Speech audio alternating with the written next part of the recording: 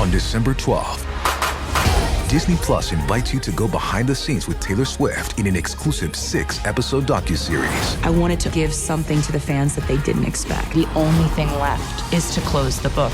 The end of an era. And don't miss Taylor Swift, The Eras Tour, the final show, featuring for the first time the Tortured Poets Department. Streaming December 12th, only on Disney Plus. Hey, what's up? Welcome to English with Dane, a podcast designed to help you enjoy the process of perfecting your English. As always, I'm your host, Dane, and you can find me on Instagram and TikTok at English with Dane. Today's episode is all about verbs and phrases that you can use at work. These are things that I hear being used over and over again in meetings, presentations, and just corporate life in general. And I'm sure they'll be useful to you if you find yourself in these situations. But before we start, I have some pretty exciting news to tell you. I'm starting an immersion program, an in-person immersion program. The plan is to have a small group of people and do a 2-day full immersion outdoor retreat. This is something I've been thinking about for a while, and with the help of my good friend Max, who is not only one of my oldest friends, but an experienced mountain guide and educator, we're going to be launching a program where we spend a few days together, not just connecting with nature and doing some hiking, but where you'll also have the chance to really live in English for a few days. No Spanish at all. We're not going to be sleeping outside and all that. It's not a hardcore wilderness experience. It does have a nature component, a light hiking component, but most importantly, it will be a full language immersion. My friend Max is also a native English speaker, so you'll have no choice but to live in English for a few days and break through those barriers you might be experiencing. This program will take place late February, early March of 2026, but I just wanted to let you know in case you want to participate. I'll give you more information soon, but in the meantime, give it some thought. As you know, we're based here in Madrid, so it will be around here, not too far. If it's something you'd be interested in, you can write to me on Instagram or send me an email at englishwithdane@gmail.com. It'll be a small group, roughly 10 people as we get started. I'll give people a chance to sign up in the near future. I just wanted to let you know what we're working on. So now that I've told you, let's get into the episode. You are listening to episode 31 of season 2 of English with Dane. Hit it.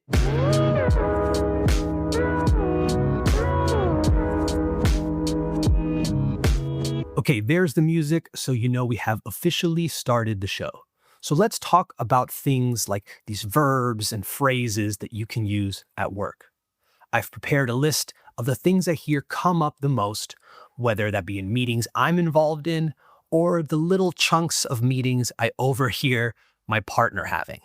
To overhear, by the way, means to hear something by accident. Todo junto, to overhear. So let's go with the first one, to circle back. I posted a video about this on social media, so you might already be familiar with it, but I think it's one of the most useful ones. It sounds really professional, and it also has the power to make you blend in with native speakers. This one comes from the world of aviation, and it is used when a plane has to take a lap, dar una vuelta, it has to take a lap or go around again because it wasn't able to land on its first attempt. It's pretty visual too, which you know I like. To circle back means to return to a topic, a task, or a question later, usually when more information is available or when it's a better moment to address it. This is a classic one when someone asks you about something and it's something you don't want to talk about right now, whether it be because you need more information, because it's not super relevant to what you're talking about, or maybe because it's just not the right time. Whatever the case may be, you want to be able to table that topic and address it later. To table something, by the way, means kind of the same thing, to talk about something at a later date. So let's look at a few examples with to circle back. You can say, let's circle back to that once the whole team joins because they have a more complete vision. Or, I'd love to circle back once I have all the data. Maybe you can say, can you circle back to me once you've had a chance to look at the document? It's a great way to remain polite while telling someone it's not the right time to talk about a certain topic. You can also use to circle back to talk about something that was brought up earlier, by the way. It's not just to say you're going to talk about something later, it also works in the inverse. It's like saying, me gustaría comentar algo sobre lo de antes. You can say things like, let's circle back to what you said about pricing. Or, circling back to what we spoke about yesterday, and then whatever you want to say about that. Or maybe, this is a good moment to circle back to what we mentioned during this morning's catch-up. Aquí usamos catch-up as a noun, not a verb. Ojo con eso. I think a lot of companies have catch-ups, which are meetings to kind of review how things are going and make sure that everyone is on the same page. Let's go to the next one, to touch base. Base spelled B-A-S-E, as in base. To touch base means to briefly check in with someone, usually to confirm information or maybe get a quick update. This one comes from the world of baseball, actually, which I think is cool. In baseball, you literally touch the base to be safe, to complete a play, or to reset your position before advancing. So you can see how this came to be used in the business world. It's a physical action turned into a metaphor. It's kind of like a mix of ponernos al día, comprobar, hablar un minuto. You can say things like, that sounds good. Why don't we touch base later this afternoon? Or, can we touch base before the client call? Or, I just wanted to touch base on the deliverables before we move forward. Esta palabra me encanta, por cierto, deliverables. Deliverables are tangible results, resultados tangibles, tangible results or documents or completed tasks that a team or a person has to produce by a certain deadline, pretty much. They are the actual things that you hand over, que entregas, the actual things you hand over at the end of a project. So we're not talking about the effort nor the process, but the actual finished output. So again, I just wanted to touch base on the deliverables before we move forward. Love it. Next up is to move the needle. To move the needle, and again, a really visual metaphor. To move the needle means to make a noticeable impact or create real progress on something. You can imagine an analog meter, like un aparato analógico, like a speedometer on an older car, or the volume on an older stereo system. When something moves that needle, it's because there is a noticeable change. If you barely turn up the volume, the needle doesn't really move much. Just like if you barely apply pressure on the gas pedal of your car, the needle barely moves. But if you really push it, that needle jumps up. So again, another really visual metaphor. It's like saying tener un impacto or maybe marcar la diferencia. You can say things like, I really want this campaign to move the needle. I don't want it to just be more noise in the sector. Or maybe, these small changes won't really move the needle. Or, we need ideas that will really move the needle on these key metrics. Next up is bandwidth.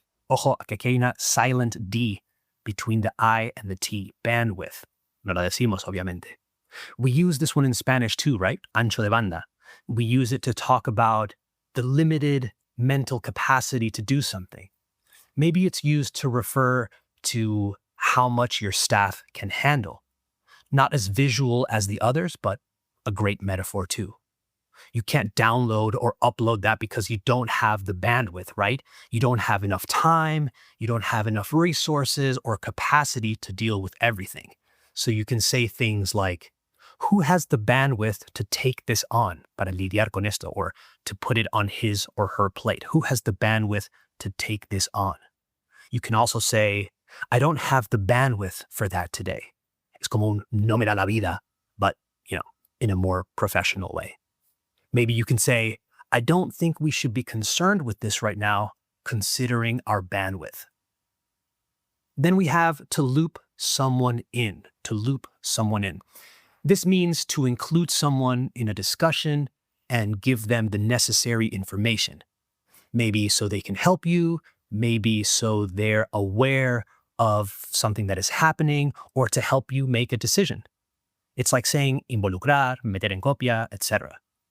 You can say stuff like, I'll loop Maria in so she's aware of the changes.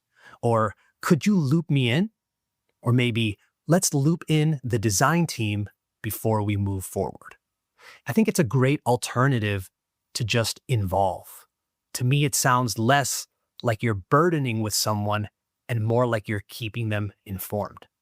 Or maybe seeking guidance.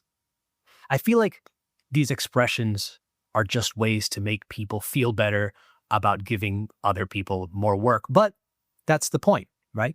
To soften these things and contribute towards an environment of participation, let's say. Next up, we have to sync up. To sync up. Sync spelled S-Y-N-C. To sync up means to align with someone, to share updates, to coordinate plans, and make sure you're on the same page. It's like saying to align with someone. Like to make sure you have the same priorities and that you are coordinated. You can also use align, but to me, and maybe it's just my perspective, but to align sounds more like you're talking about goals, while sync up sounds more like a collaborative effort to be on the same page about something operational. But again, that's just my perspective. You can say things like, hey, let's have a call to sync up before tomorrow's client meeting. Or let's sync up later today to make sure we're aligned on the presentation. Ahí tienes los dos. Let's sync up later today to make sure we're aligned on the presentation. Or maybe, now that we have the new numbers, let's sync up this afternoon. I can't say this one and not think of NSYNC, the band, but that's just my millennial brain. So that's my list of the ones that I hear come up the most, and maybe the ones that you can most easily just incorporate right away into your day-to-day office life. It's always important to note that you don't need to learn all of these. Write a few of these down, maybe the ones that sound like you, and just incorporate them slowly into your vocabulary. I'm sure that if your job has a big English component, you've heard some of these and have adopted others, but it's about slowly starting to phase them in. Que buen phrasal verb. It's about slowly starting to phase them in and make them feel natural to you. If you want to internalize these, make sure to write down some sentences that you would actually use and just start practicing them by saying them out loud around your house or in your car or whatever. But important that they have to be in context. Don't just say sync up by yourself. Say the whole sentence like I was doing. Now that we have the new numbers, let's sync up later this afternoon. That's really important. I can't stress that enough. You don't want the first time you actually use these to be in a live meeting. Say them a few times as soon as you stop listening to this episode, and you'll see how in no time you're using them avidly or with enthusiasm. Avidly, also a great word. All right, that's it for this episode of English with Dane. I hope you enjoyed it. I hope you got something from it. If you haven't, make sure you're following the show on Spotify or wherever you listen, and I'd really appreciate it if you could give it a 5-star rating. We're almost at 1,000 ratings, so let's see if we can break through that barrier, if we can surpass that line. Let me know what you think of the show, and as always, any feedback is greatly appreciated. I'll give you guys more information about the immersion program as it develops, and if you just are curious or want to know a little bit more, or if you want to guarantee a slot in the first one or whatever, write to me at English with Dane on Instagram or send me an email at englishwithdane@gmail.com. I'm really excited about this project, and I know it's going to be a really valuable experience. All right. Thanks for listening, and we'll talk soon. Have a good week. Later.